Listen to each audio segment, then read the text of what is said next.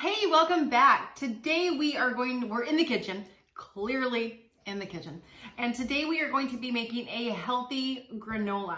Granola it's one of my favorite things. It's certainly not low calorie, but when you buy granola at the store, it's chocked full of all kinds of things. If you ever read the labels, granola isn't always healthy, never low calorie. But today we're going to be making a protein-packed granola. It's going to have lots of nutrients in it, and you're going to know exactly what's in it. It is kid-approved, husband-approved. It's really delicious. And so we are going to start off with either a big bowl or a large measuring cup. You also want to get out a baking pan and line it with parchment paper, okay? You're going to preheat the oven to 350 degrees. So you got a bowl. You got a pan with parchment paper. You got the oven preheating to 350 degrees. Now it's time to get making. My new words over there on the table kicking. I could see her feet going, woo!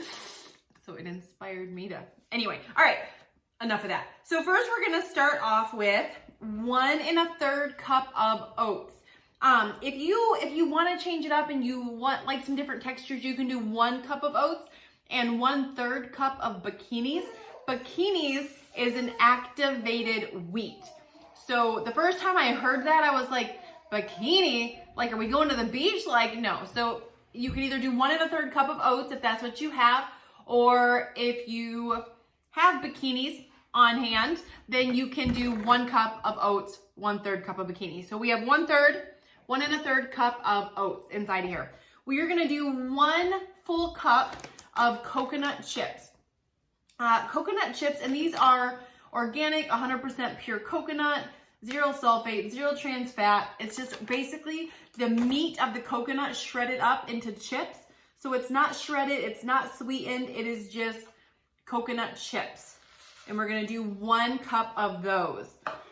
Next, we are gonna do a 1/2 cup of dried cherries and a 1/2 cup of dried blueberries. Now, I really like dates in this as well. You can do a 1/2 cup of chopped dates, you can do currants, you can do craisins, raisins, any kind of dried fruit, but you want anywhere from 2/3 to a cup of dried fruit. So again, we have dried blueberries and dried cherries. Next, I'm gonna go ahead and add in about 2 tablespoons of chia seeds, and I'm just gonna dump those babies right in. I'm a big component. I like the component. Let me change it. I like the component of sweet and salty. And so I'm gonna take some salt, just some sea salt, and sprinkle that in. I'm the chick that used to go to the theater and I would like have my buttered salted popcorn and I would put the raisinets inside of there because you get the sweet and the salty. Next, now you're gonna take about a 1/2 cup of nuts. You can use cashews, you can use almonds, you can use pecans, you can use walnuts. I have about a 1/2 cup of roasted and salted almonds. And all I'm gonna do is take a knife, and I'm going to just roughly chop these. Because if you can help it, you really don't want the entire big almond, but you don't want small almonds. So you don't really wanna take this and put it in a food processor. You want to just roughly chop this and break your almonds up a little bit. And I'll show you here in just a second. And here's what I love about this. Like, this is really the type of granola that, there are no rules. So you can use whatever kind of nuts are on sale, or whatever kind of nuts you have at home, or whatever kind of nuts you're craving. I do like the roasted almonds in this recipe better than just a raw almond, but that's up to you. Most nuts have a similar calorie content, so there's a few nuts that are out there. My actually first favorite would be 1/2 cashews, 1/2 almonds. We just had almonds, so that's what we're using in this recipe. This is a really great thing to make with the kids too. Get them involved. All right, so once you get that roughly chopped, let me show you what it looks like. It's going to look like that. So that is our 1/2 cup of roughly chopped almonds, and that's gonna slide right in. All right, our last, hold on, hold the phone. You cannot forget cinnamon. Cinnamon cinnamon. Cinnamon's gonna be a taste preference. My kids and husband will tell you I love cinnamon. So we add a few extra dashes of cinnamon in our household because just like cinnamon. And here's where the protein part is going to really come in. We're going to use 2 servings of a protein powder. I like vanilla in this one. You can also use chocolate.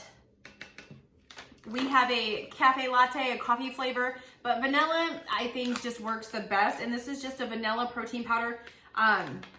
It's got a lot of, this one in particular has hold on, where is it at? Anyway, this one's got 16 grams of protein. It's got vitamin C, calcium, iron, sodium. It's got 4 grams of fiber. So it's just a really good, like healthy protein powder. Now, before you add any of the wet ingredients, you want to stir this up. You want to try to get that protein powder distributed evenly on the oats, on the nuts. And so you're just going to stir, stir, stir. And this is kind of what it looks like, just like this. All right, next we're going to take 1/3 cup of agave nectar. You can use honey, you can use a rice milk syrup, whatever you have on hand. And you could use maple syrup, whatever floats your fancy there. And then next we're gonna take 1 tablespoon of melted coconut oil. So 1 tablespoon of melted coconut oil, and you're gonna pour that in. Now, here's what I will tell you. This part, sometimes I nail it and it's perfect. Other times, I get to this part and I mix it all up and I'm like, it's not wet enough. Because you want it to be wet enough when you're mixing it that it starts to clump together, because if it doesn't do that, it's not going to clump in the pan.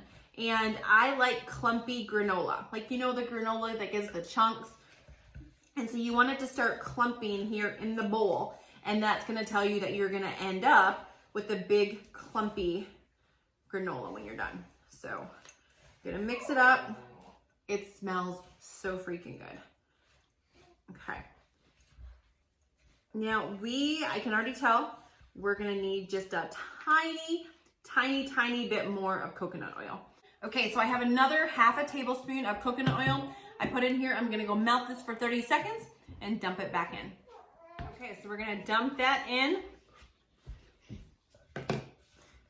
And you don't wanna, I only added another 1/2 tablespoon because it doesn't take a lot to get the right consistency, and you don't want it. Yep, I can already tell this. It's already clumping together. It is perfect. Perfect. Take a little taste test. Mom, can I help you? So good. All right. So I have my baking sheet here, and I'm going to pour this onto the baking sheet. Just like that. And when you're putting this, you kind of want to press it down into the baking sheet just like this. You don't want it spread. You want to just press down into the baking sheet. That's going to allow it to clump, get any off the spatula. And this is we're going to pop this in the oven. It's preheated to 350 degrees already. And we're going to set our timer for 8 minutes.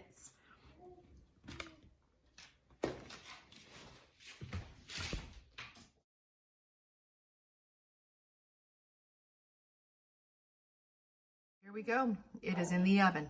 Now we wait. It's been 8 minutes. I took it out, gave it a little flip, pressed it back down, and it's gonna go back in the oven. After cooking for another 5 minutes, it is out of the oven. Let it sit. Don't pick at it right away. If you try to pick at this right now, right out of the oven, it will burn your freaking mouth. Trust me, I've done it. So let it sit. It's gonna get to room temperature, and okay, so this is baked for a total of about 12 minutes. And depending on your oven, you really want to watch it around the 8-minute mark. Just depending on your oven, it might need a little more, it might not. You don't want to burn it, and it can go from perfect to burnt in a couple minutes. So when you check it at the 8-minute mark, you want to, if you pop it back in, it's 2 to 5 minutes that you're putting it back in for. And it is completely cooled. And we are going to break it up.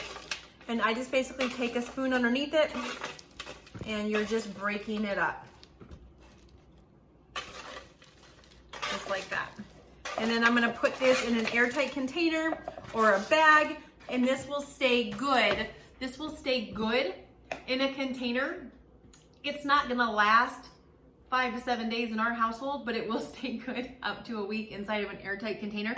Maybe even longer. I've never tested it, to be honest with you. I've never tested it, but it could stay good even longer. This is really great. You could eat this as cereal.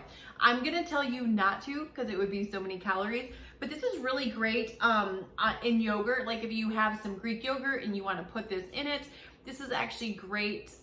It's really great in a lot of things, to be honest with you. And the best thing about making it at home, it's cheaper and you know exactly what's in it. So I know what my kids are munching on. I know what they're mowing down on, and this is packed with protein. So anyway, enjoy. If you go ahead and give the video a thumbs up, leave a comment down in the comments.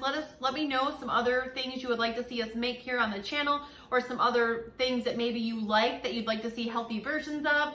Make sure to subscribe to the channel, ring the bell, that way you don't miss any of our cooking videos or our uploads. So have a good week, and we will see you on the next one.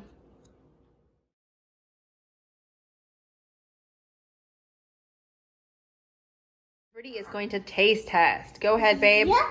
And I want a big. Just take a piece, pick any piece. What do you taste? Good. Mmm. Are we gonna eat some of that? Like oat. Yeah. Are we gonna eat some of that? Really similar. We're definitely eating some of this with lunch. I'm about to test this oatmeal. The granola. Mm-hmm.